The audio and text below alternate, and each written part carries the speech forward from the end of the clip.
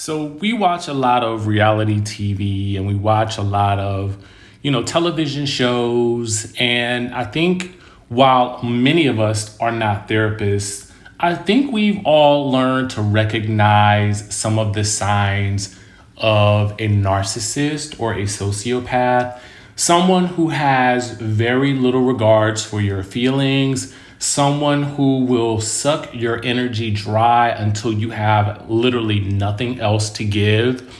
You're failing at life, and then they will turn around and blame you for all of your troubles when it's them that's causing most of your emotional angst. Now, actually, a part of this is actually true about what they're doing. It is your fault, to be quite honest with you.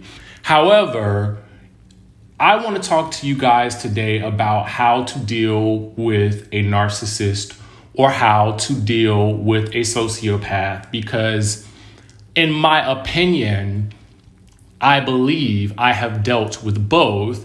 And in my opinion, we have seen plenty of examples of this on reality television shows, as well as some of our other favorite shows and in our own real lives. And if you've ever dealt with someone who is a narcissist, listen, they will twist and turn every little thing that goes wrong in their lives and in your life into something that you have done to them. They will gaslight you to make you believe that you are not experiencing what you are actually experiencing, and it is they who are a victim of your heinous behavior. The crazy thing about it is the narcissist or the sociopath will make you feel like you are going insane. And so one of the things that I have come to realize that has worked for me in terms of dealing with, maybe we won't call them narcissists, maybe we won't call them sociopaths, maybe we'll just call them people who are extremely difficult to deal with and or love. I am going to give you 3 things that I think that you should do in order to, let's say, combat the situation and live a healthier, more stress-free life. So I want you guys to follow me and listen to what I'm saying. Now, I must admit, again, I am not a therapist. I'm not a psychologist. This is for entertainment purposes only, as the people say on the tube. However, in my experience, what I did was a 3-step approach, okay? Step 1. Block them. Here's the reason why I say this. Many people will say confront them is the first step. And the reason I don't even count this as a step is because I'm going to assume that you have already done your due diligence in trying to confront them. So confronting them is really step 0, okay?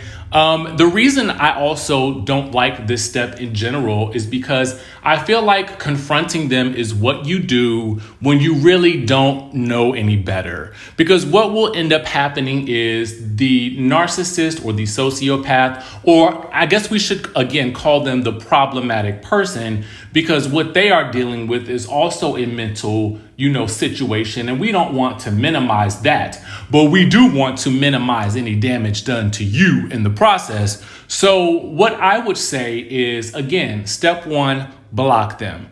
There is no greater peace than non-communication. Again, I repeat, there is no greater peace than non-communication. They should not be able to reach you by railway, trailway, phone call, text message, Instagram DM, Facebook Messenger, Snapchat DM, Twitter DM, nothing. Zip, zilch, nada. My next, I won't call it advice, but I will call them steps for ourselves. The next step is to go on about your day-to-day existence and occupy your time with positive energy and positive people. And what I mean by positive energy and positive people is by absorbing information and, I would say, signals from your environment that create positivity. Take a bath, read a book, watch your favorite television show, go to the gym, work out. As Vivica Fox said in the now classic Two Can Play That Game, occupy your time with positive activity.